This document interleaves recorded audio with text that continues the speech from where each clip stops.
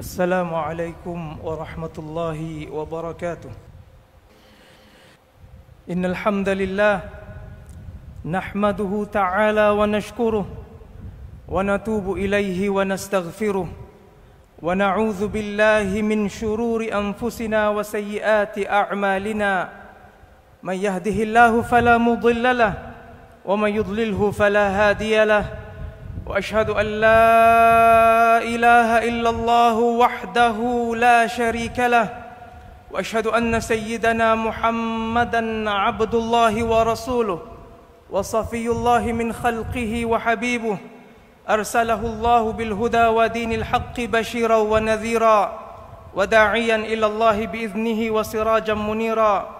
أما بعد فيا عباد الله، أوصي نفسي وإياكم بتقوى الله وطاعته. فقد قال المولى تبارك وتعالى في محكم تنزيله: يا أيها الذين آمنوا اتقوا الله حق تقاته ولا تموتن إلا وأنتم مسلمون.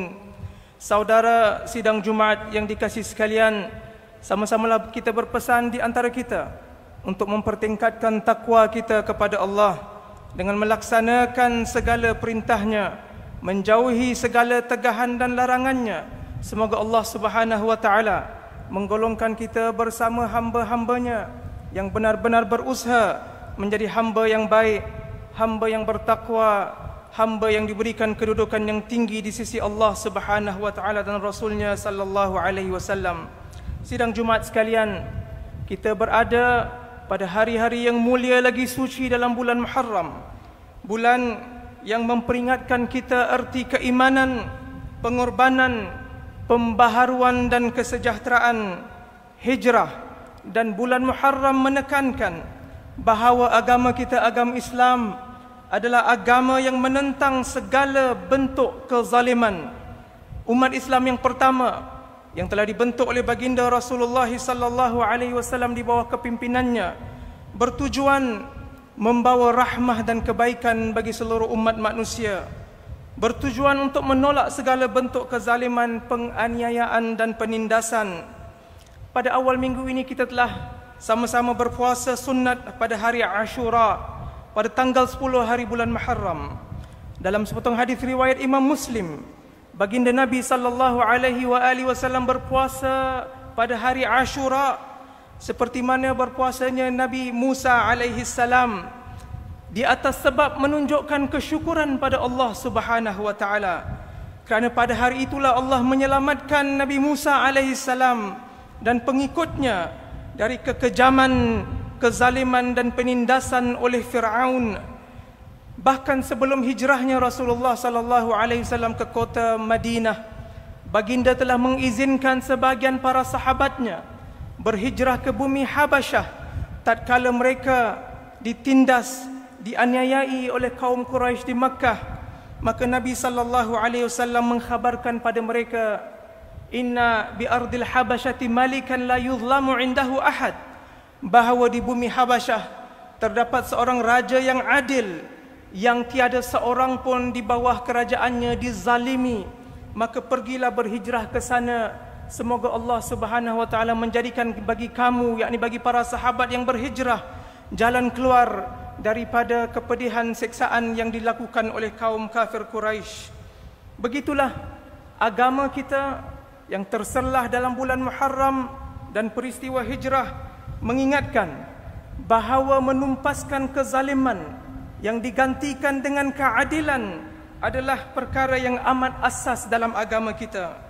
Sehingga para ulama mengingatkan bahawa Allah Subhanahu wa taala akan membantu dan menegakkan negara yang adil walaupun penduduknya tidak beriman kepada Allah, dan Allah tidak akan memakmurkan negara yang zalim walaupun penduduknya beriman kepada Allah. Begitu sekali keutamaan nilai keadilan dan menolak kezaliman di sisi agama kita yang sangat diperlukan oleh seluruh umat manusia. Sidang jamaah yang dirahmati Allah sekalian, pada hari ini kita selalu menyaksikan begitu banyak kerosakan dan kezaliman yang berlaku akibat perbuatan manusia. Ia membawa kerosakan pada nyawa manusia yang terkorban, kesejahteraan dan keamanan masyarakat yang terganggu, bahkan pada negara dan pada alam sekitar juga. Hari ini manusia lebih mudah membenci daripada menyayangi, menyakiti daripada menyantuni, berpecah belah daripada bersatu, mencari kesalahan dan kesilapan orang daripada bersikap belas ihsan. Kesan daripada suasana yang amat negatif sedemikian adalah amat mengkhawatirkan, terutama bagi generasi muda dan anak-anak kita yang mendahagakan ketenangan dan kesejahteraan. Mereka pasti akan menjadi lebih keliru dan bingung.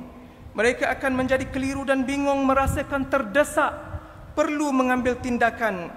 Maka ada di sebahagian di kalangan mereka yang mula hilang arah tuju dan percaya bahawa kezaliman dan keganasan dibalas sama seharusnya dengan kezaliman juga. Kerana itu, ma'asyiral muslimin rahimakumullah, dari mimbar ini kita laungkan bahawa masyarakat dunia hari ini harus berfikir semula dengan penuh keinsafan. Pihak-pihak yang ganas lagi zalim mesti insaf dan berhenti daripada semua bentuk kezaliman dan penganiayaan terhadap umat manusia dan pada alam ini.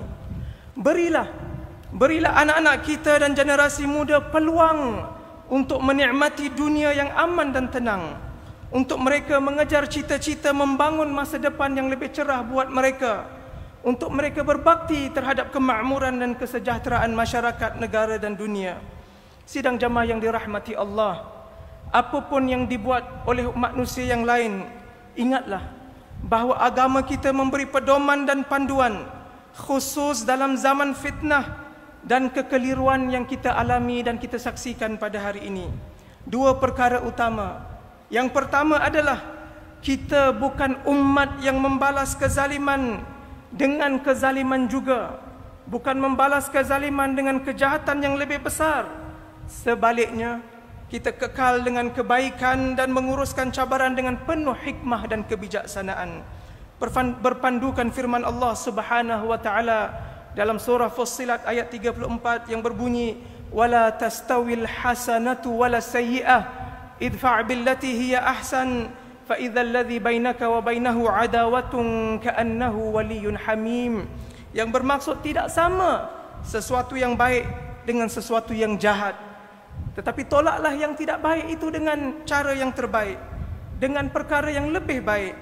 Maka engkau akan dapati orang yang memusuhi kamu dengan serta-merta menjadi seakan seorang sahabat baik akibat dari pendekatan membalas kejahatan dengan kebaikan. Ayat ini mengandungi peringatan dan galakan untuk kita menghentikan putaran kezaliman menerusi kelakuan yang baik, sesuai dengan sepotong hadis riwayat Imam At-Tirmizi yang bermaksud, janganlah kamu menjadi orang yang mudah terpengaruh, yang berkata, jika orang berbuat baik, kita berbuat baik sama, dan jika mereka berlaku zalim, kita juga berlaku zalim. Sebaliknya, kata Nabi SAW, teguhkanlah pendirian kamu. Jika orang berbuat baik, kamu juga berbuat baik. Dan sekiranya mereka berbuat kejahatan, maka janganlah kamu sekali-kali menzalimi atau berlaku zalim. Yang kedua, usahlah kita jadikan kezaliman yang kita lihat dan saksikan sebagai alasan dan penghalang daripada kita berbuat baik dan bersikap adil terhadap seluruh umat manusia di sekeliling kita, apatah lagi terhadap masyarakat yang sama-sama memperjuangkan keadilan dan menginginkan kebaikan buat semua umat manusia. Allah Subhanahu wa taala mengingatkan dalam surah Al-Mumtahanah ayat 8 yang bermaksud, Allah tidak melarang kamu daripada berbuat baik dan berlaku adil kepada orang-orang yang tidak memerangi kamu kerana agamamu dan tidak mengeluarkan kamu dari kampung halamanmu. Sesungguhnya Allah mengasihi orang-orang yang berlaku adil. Tidak dinafikan saudara-saudara sekalian, perkembangan dunia yang semakin mencabar mengganggu emosi dan nurani kita. Dan ada di kalangan kita yang memerlukan sokongan dan bimbingan bagaimana untuk mengatasi kebingungan dan kecelaruan ini. Marilah sama-sama kita memberi perhatian, memberi nasihat yang baik, memberi panduan, dorongan dan galakan khusus bagi anak-anak muda kita.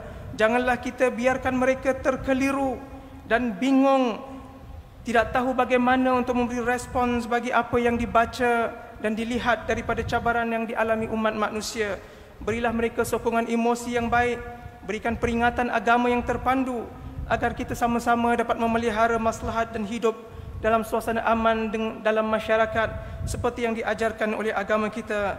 Semoga Allah Subhanahu wa taala mengukuhkan kesatuan, ketabahan dan menambahkan panduan dan hidayatnya bagi kita sekalian, agar kita kekal di atas jalan yang diredai Allah Subhanahu wa taala, agar diampunkan segala dosa dan kesilapan kita dan diberi petunjuk kepada Allah dari Allah Subhanahu wa taala. Aqulu qawli hadza wa astaghfirullahal azim li wa lakum wastaghfiruhu innahu huwal ghafurur rahim. Alhamdulillah hamdan katsiran kama amar. Asyhadu an la ilaha illallah wahdahu la syarika lah, iqraran bi rububiyyatihi wa irghaman liman jahada bihi wa kafar. Asyhadu anna sayyidana Muhammadan abdullahi wa rasuluh sayyidul khalaiqi wal bashar. Allahumma salli wa sallim wa barik alaihi wa ala alihi wa ashabihi masabihil ghurar. Amma ba'du, fa ya ibadallah ittaqullaha ta'ala fima amar wantahu amma nahakum anhu wa zajar. My dearest brothers in Islam, Hijrah in the month of Muharram symbolizes faith, sacrifice, renewal and peace. It underscores our religion's opposition to all forms of injustice. And the day of Ashura on the 10th of Muharram commemorate Prophet Musa alayhi salam's gratitude to Allah for saving him from the injustices and tyranny of Fir'aun. And the Prophet sallallahu alayhi wa sallam, before his migration to Medina, he asked his companions to migrate to Abyssinia or Habasha in the first hijrah to avoid persecution in Mecca, because in the land of Habasha, Ethiopia, was a king who ruled with justice and fairness. In our world today, we witness a lot of injustices and harm to lives, to social peace and harmony, in fact to the environment. And our young, our children are growing up in this kind of toxic environment. They can easily become confused and become lost. Some may get desperate and believe they should repel evil with evil, repel destruction with destruction, and repay violence with violence. But Islam guides us to be the better ones in the face of evil, to respond to oppression not with hatred and enmity, but with goodness and wisdom. As Surah Fussilat verse 34 reminds us to repel evil with better actions, while Surah Al-Mumtahana verse 8 encourages kindness and justice, especially to those who live peacefully with us. So speak to our young, our children, guide them so that they continue to be hopeful and they remain steadfast on the path of goodness, and ask Allah Subhanahu wa ta'ala day and night, وَادْعُوهُ خَوْفًا وَطَمَعًا. Ask Allah to grant them guidance and steadfastness. May Allah Subhanahu wa ta'ala grant us the strength to overcome the challenges that we face in this world today. Allah sallu wa sallimu ala nabi al-Mustafa khairil anam. Faqad amarana Allah ta'ala bidhalika haythu qala fi kitabih al-aziz. Inna Allah wa malaikatahu yusalluna ala nabi. Ya ayyuhalladhina amanu sallu alayhi wa sallimu taslima. Allahumma salli wa sallim wa barik alayhi. Wardallahum 'anil khulafa'ir rasyidin al-mahdiyyin sadatina Abi Bakr wa Umar wa Uthman wa Ali radhiyallahu anhum, wa 'an baqiyatis sahabati wal qarabati wat tabi'in wa man tabi'ahum bi ihsanin ila yaumiddin wa 'anna ma'ahum fihim bi rahmatika ya arhamar rahimin. Allahumma ighfir lil mu'minina wal mu'minat wal muslimina wal muslimat al ahya'i minhum wal amwat innaka ya Allahu sami'un qaribun mujibud da'awat wa qadiyal hajati ya rabbal alamin. Allahumma adfa'anna al bala'a wal waba' wal zalazil wal mihan ma zahara minha wa ma batan an baladina khassa وسائر البلدان عامة يا رب العالمين. اللهم انصر إخواننا المستضعفين في كل مكان، وخاصة إخواننا في غزة وفي فلسطين وفي كل مكان عما يا أرحم الراحمين. اللهم بدل خوفهم أمنا وحزنهم فرجا وهمهم فرجا يا رب العالمين. اللهم اكتب السلم والسلام والأمن والأمان للعالم أجمع يا لطيف. ربنا آتنا في الدنيا حسنة وفي الآخرة حسنة وقنا عذاب النار.